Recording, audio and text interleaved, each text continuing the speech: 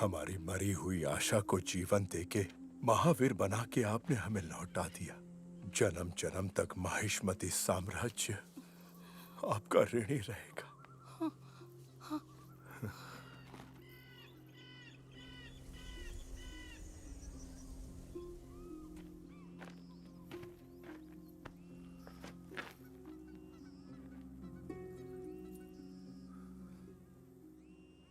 आज मेरी मां की आंखों में ममता की जगह हमदर्दी क्यों है? ये लोग जिनसे मैं अनजान हूं, मैं इनका भगवान कैसे बन गया? जिस मां को मैंने कभी देखा भी नहीं, उसके घाव देखकर मेरी आंखों में आंसू क्यों आ गए? क्यों? मैं हूं कौन? हमारे भगवान अमरेंद्र बाहुबली का अंश हो तुम। अपनी मां देवसेना के 25 वर्षों की प्रतीक्षा का परिणाम हो तुम। राजमाता शिवगामी देवी के बलिदान का फल हो तुम।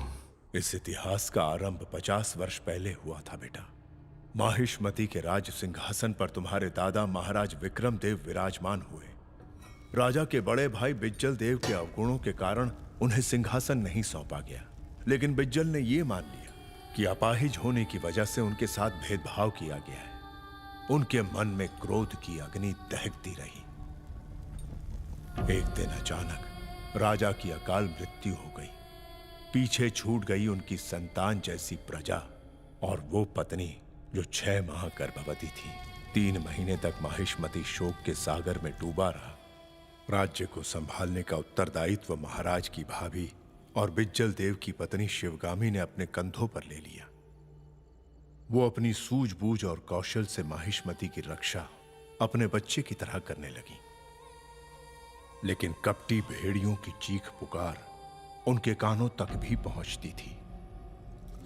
वो भाद्रपद अमावस का दिन था जब महारानी एक बच्चे को जन्म देने वाली थी।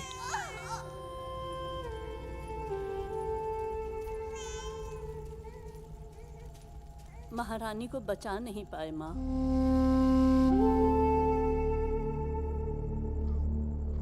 पुत्र हुआ है।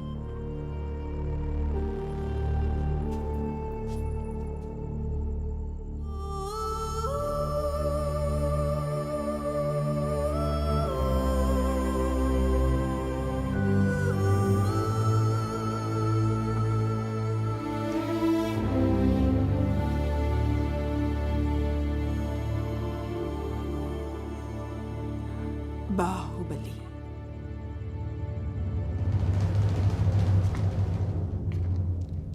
क्या ये सिंहासन राजा के बिना विधवा की मांग जैसा सूना नहीं लगता? तो क्यों न इस पर विराजमान होकर मैं इसे फिर से सुहागन कर दूं। आप सबने वचन दिया था कि आप माहिष्मती के वफादार बनकर रहेंगे। महाराज की मृत्यु के इस कठिन समय में राजविद्रोह करना क्षत्रिय धर्म नहीं है मार्तंड। शासन को अपने हाथ में लेना ही क्षत्रिय धर्म है महामंत्री।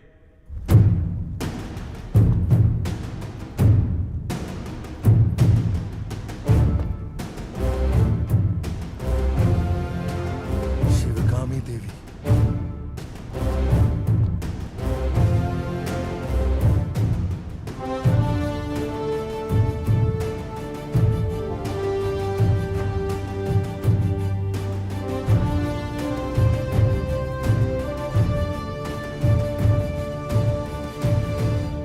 जो राज परिवार के वफादार हैं, इस तरफ आ जाएं।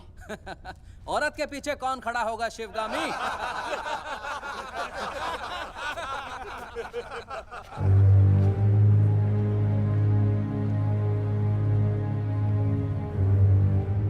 कटप्पा! इनके कपट से माहिष्मती मैली हो गई। रक्त से नहला दो।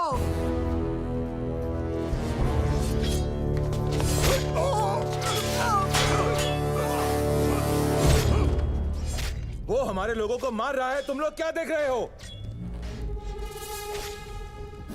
जाओ उस गुलाम और इस शिवगामी को मार डालो। मारो, इस कटप्पा को मार डालो।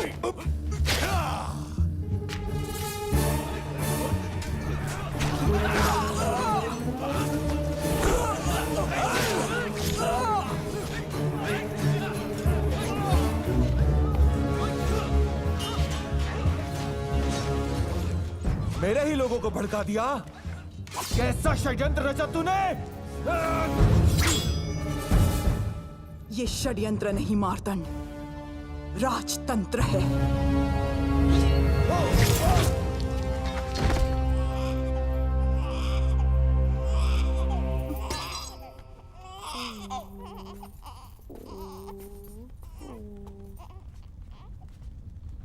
देवी, आपकी युद्ध रीति और राजनीति हमने अपनी आंखों से देखी है। आप इस सिंहासन पर विराजिए और इस राज्य का पालन कीजिए। नहीं महामंत्री, वो मेरा स्थान नहीं है। फिर किसका है देवी? ये कैसे पूछ सकते हो महामंत्री? उस सिंहासन के लिए ही तो जन्मा है मेरा पुत्र भल्लाल देव। बोलो शिवगामी।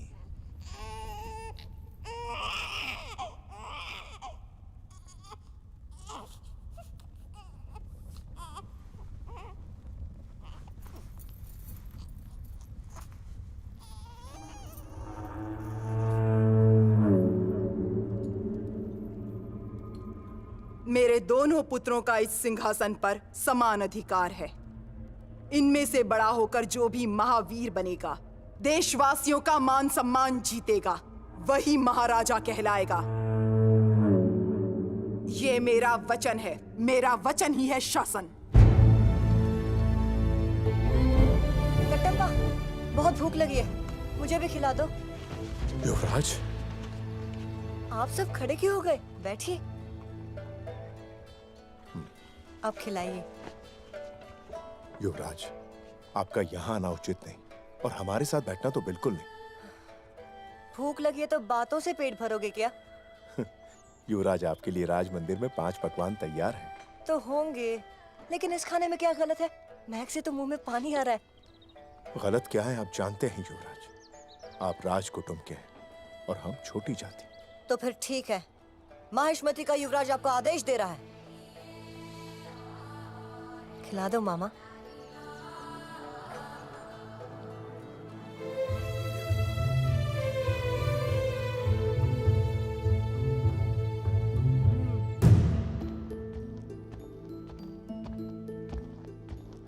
क्या बात है भल्लाल। जब मैं राजा बनूंगा तुम होगे मेरे सेनापति।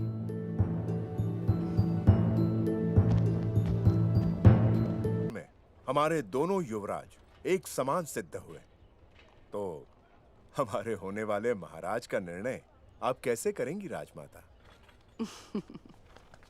परमेश्वर मेरे दोनों पुत्रों पर समान कृपा करके मेरी परीक्षा ले रहा है। ये निर्णय लेने में कि ज्यादा होनहार कौन है। महामंत्री, आगे की चुनौतियां और कड़ी कर दीजिए।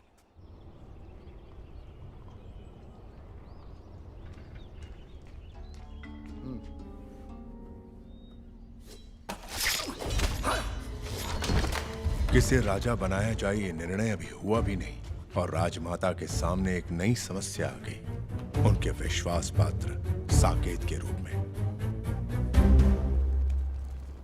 साकेत ने पहरेदारों को मार दिया और सेना के रहस्य चुरा के भाग गया राजमाता। युवराजों को इसी वक्त सूचित करो। जो आज्ञा। दोनों युवराज माहिष्मति की सीमाओं के पार दूर देश के राज्यों में राजद्रोही को ढूंढते रहे। तभी उन्हें सूचना मिली कि राजद्रोही सिंहपुरम में छुपा बैठा है, जहां चोर लुटेरे छुपने के लिए डेरा डालते हैं और अगर कोई पहरेदार वहां आ पहुंचे तो उसके प्राण बचना असंभव है।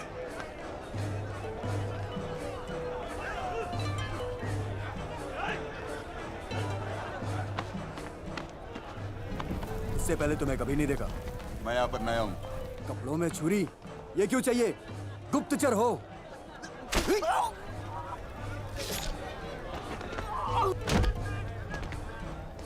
हमारे पहरेदार इतने चौकन्ने होते तो हमें देश विदेश घूमने का मौका कहां से मिलता? कट्टारी या होशियारी, जिसमें ज्यादा धार हो।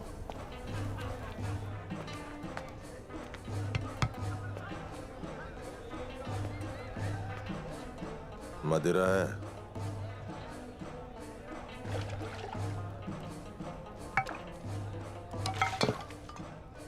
बड़ा है?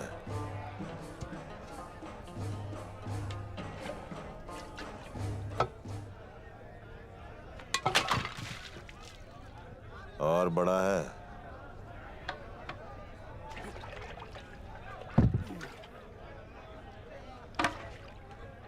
रोकड़ा है।